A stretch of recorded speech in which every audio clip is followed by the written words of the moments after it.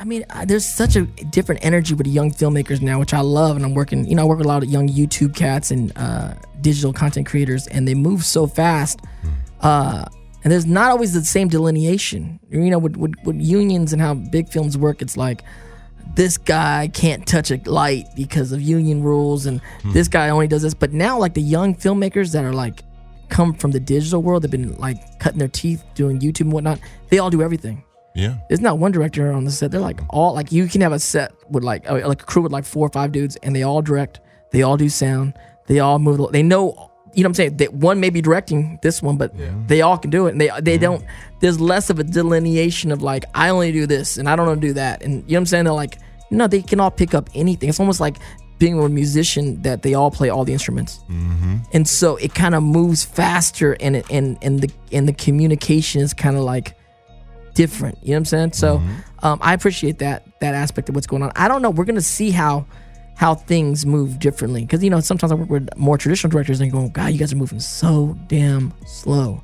And of course, if you have $100 million, you can shoot half a page in the day. But if you have like a small budget, it's like, we're shooting 10 pages today. Let's go. Yeah. And again, it's different mediums are for different things. You know what I'm saying? Well, and also I love the fact that you have now your company in Hawaii, and that you're actually starting to create content specifically with Filipino Americans. Yeah, Filipinos and Asian, Pan-Asian Americans and Pacific Islanders. And our first, we're finishing our first 4-film slate right now. We're in pre-production for a movie called Red Roses with a YouTube star named AJ Raphael, and we're looking forward to that. But that's our 4th film. So the first slate I put together is with James Serino, our partners, 4 films, 2 comedies, a drama, and then an action or musical. And so our first 3 films, we sold 2 to Mar Vista, 1 to Lakeshore. That's Man Up with Kev Jumba and Justin Sean, Hang Loose, myself and Kev Jumba. And then I did a drama film, critically acclaimed film called Paradise Broken, directed by James Serino. And then our 4th one is this musical with this kid named it's like my little brother's kid named AJ Raphael. So I'm really looking forward to that. Did you guys is this all done in-house? Like, you created the story, wrote it, and then did everything vertically, or like we have I co-wrote 2 of the projects, we produced it, but then we have writers in Hawaii that wrote some of the stuff. We have, AJ wrote his own film. I kind of co-wrote the first draft of that one. So it's just about becoming like a micro budget studio. And we shot our first 3 out of Hawaii, but this 4th one we're going to shoot here in LA. Oh, that's a terrible location, by the way. I know, right? It's a rough life. I'm going to shoot in Hawaii. Right. No, that's what I'm saying. I love Hawaii. You can kind of like get friends to come out to Hawaii for like next to nothing, because you're like, yo, man, we can't really pay. Well, SAG minimum, low budget, but we'll fly to Hawaii. You can kick it for a week. What if you, like, being in this industry for so long, and now you're trying to create this studio? You have created it, but you're trying to create it into something bigger, I feel like, what do you think, like, if you were the head of a big studio out here, Warner Brothers, something like that, what type of project that is specifically Filipino or Asian related that you think what would you like to see in the mainstream? What idea, or like, without giving anything away? Obviously. No, I mean, well, I'm thinking actually what I'm doing We on the 8th, and a lot of things doing with the Asian American media scene. I'm actually thinking more small ball at the moment right now. So I created this thing called We on the 8th. It's all about taking over 1 day a month to promote Asian media in America, which is the 8th day every month. People go, what does that mean? It means, as Asian Americans, so 4 years ago, I called a meeting with about a dozen of the biggest YouTubers out there, and a dozen of my friends who are filmmakers, Asian American executives, writers, directors, actors, and I brought them in a room downtown LA at a place called The Great Company, and first question I asked them was, why are we as Asian Americans the most quote-unquote affluent ethnic community in America, yet the least represented in mainstream media? And then furthermore, what are we as the quote-unquote successful ones in the industry, what are we going to do about it? Because it means most to us, right? So one of the things we came up with is, can we take over 1 day a month? Because can we build systems to create analytics to help create more roles, right? And one of the things is, can we take over 1 day a month, the 8th day of every month, to promote Asian media in America, Asian American media? Like, people always say there's Crouching Tiger, Hidden Dragon. I'm like, those are great films. They have nothing to do with the cats like myself that are Asian American, Pacific Islanders, that were born and raised in America, speak English, And can we create that? So what has happened over the last 4 years is we've been meeting every month, the beginning of the month, 8th day of every month, but now it's become the first Thursday, downtown LA at The Great Company. having these conversations, having workshops, having keynote speakers coming in to help cultivate the next generation of Asian Americans. We've hosted the digital shorts competition at LA Asian Film Festival for the last 2 years. Other cities around the country want to start this We on the 8th program for their, in Philly or Nebraska, Chicago, places like that have reached out to us. And so I'm a part of a group right now raising upwards of $20 million to create a platform to ultimately release a new movie every month on the 8th of every month, including, trying to get every recognizable Asian American face or name in Hollywood a part of the first year's slate, and then opening it up for all the up and coming artists to submit scripts and to start creating projects, because you have to create the soil for things to happen, right? So Crazy Rich Asians coming on, that's great. That's a great metaphor, by the way. You have to, because John M. Cho is coming out with Crazy Rich Asians, which is this great big studio film, and everyone's excited about it. So I love it, and John's a friend of mine. But I go, the last big Asian studio film was like 25 years ago, Joy Luck Club. We can't wait every 25 years for a film. We can't, even if you had one film a year, that's not going to be fast enough to scale. We have to really look at what the African Americans have done in the community. When I talk at colleges, I talk about this idea, right? A young guy, because a young kid came into me a few years ago and he was like, Asian kid at college. He's like, I want to be the first Asian Will Smith. And I go, that's beautiful. You should want to be that. I think we've all wanted to be that time coming up. But I could say you also have to realize the reality of what that is. He goes, what does that mean? I go, well, you have to understand, when Will Smith came out in the 90s, he was a bona fide rap star, right? Platinum records, toured the world. He's in his teens, right? He's like late 80s even. That's how right? he got the gig. Fresh Prince of rapping. Yeah. But not only that, he wins the first ever rap Grammy. The first Grammy ever for rap, he wins that one, right? Then Quincy Jones comes in and executive produces a series for him on NBC, which is the biggest network on television, for 7 years, The Fresh Prince of Bel-Air. Then he gets the opportunity to star in an action film, which they go, you can't put a black lead in an action film. That's never going to happen. Became Independence Day, and it changed his career.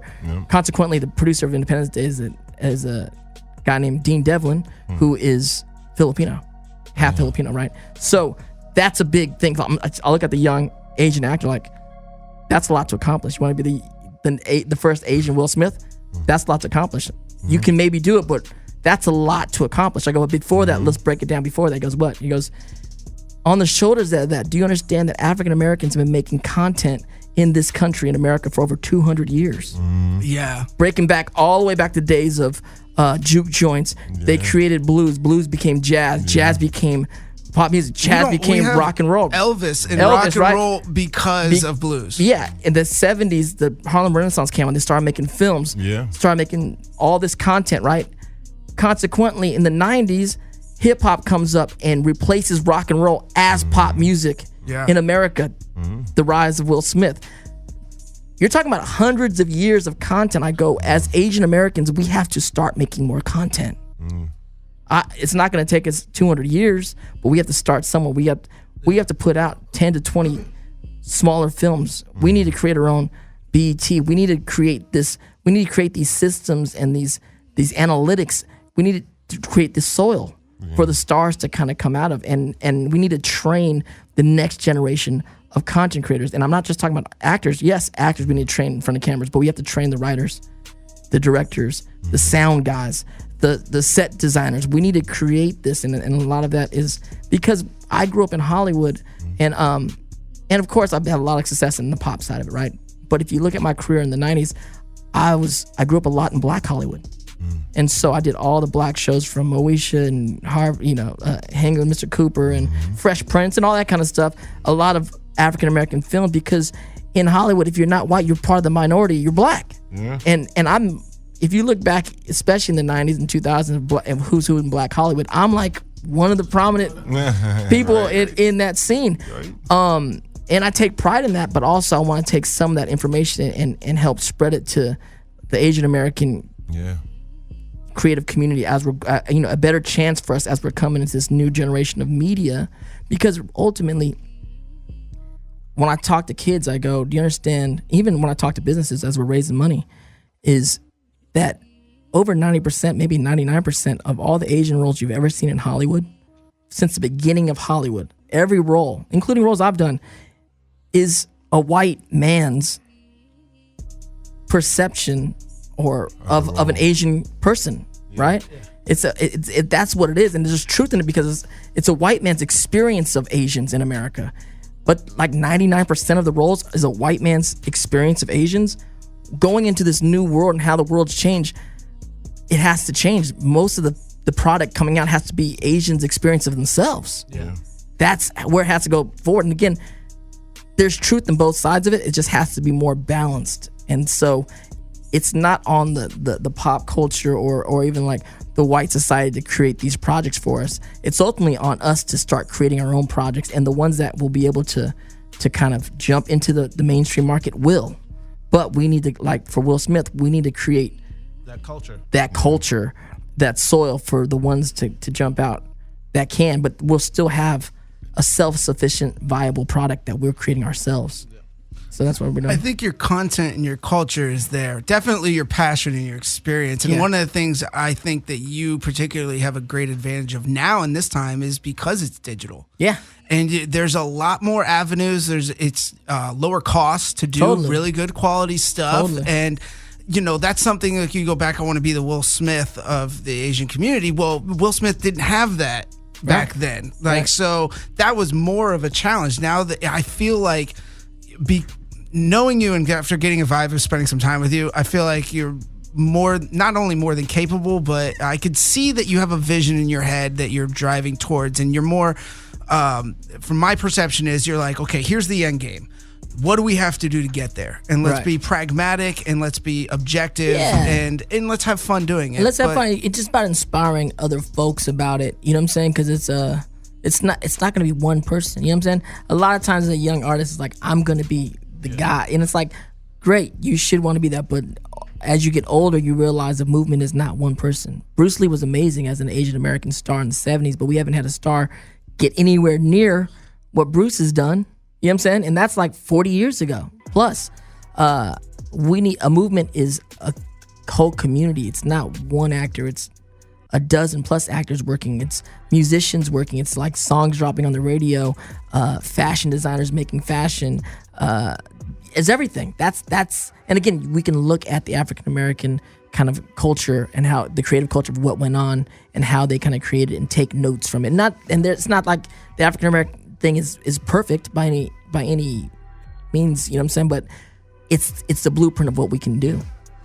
I think your audience is very diverse in ethnicity as well as age range. Oh yeah. And that's one of the things I think you as a leader is very important to, like what you said, inspire. And what I touched on this a little bit before, but like I really want to say, like, what is, from your experience, what is some inspiring things that you can communicate to younger people that have allowed you to overcome those hurdles? When you were like pushed up against the wall, like, damn, man, life is hard right now, but like, what the fuck am I going to do? Or, maybe what if I don't make it? What if I'm not the Will Smith? It's like one of those things. It's like you just kind of, I think if you get really good at what you do, that's one of the best. Because when you feel like you actually know what you're doing and you're good at what you do, that's always something you can kind of stand on. And I think that comes from my breakdancing days. Because at the end of the day, when you're a breakdancer and you're battling, it's like there's no one to blame it on. It's like you're gonna go out there and battle against someone and you win or lose, right? But in this career, especially in acting, it's like every audition is like a battle, And win, lose, or draw, it's like you kind of want to go out there and make sure you do your best. But when you look at young actors, you just have to keep on working hard at what you do. You almost have to have you have to have a very short memory.